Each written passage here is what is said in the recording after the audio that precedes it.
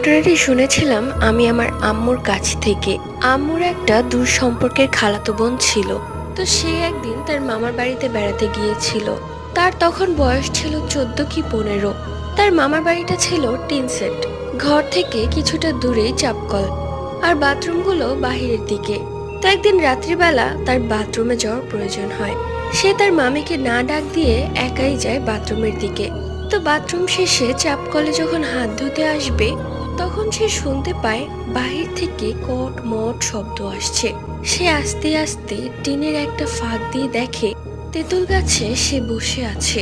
হাতের নখগুলো বড় বড়, মাথায় চুল এত বড় বড়, পুরো গায়ে কালো লোম, দাঁত দুইটাও এত বড় বড়। বারবার গুজো হয়ে ময়লা থেকে ডিমের খোসাগুলো তুলে তুলে খাচ্ছে।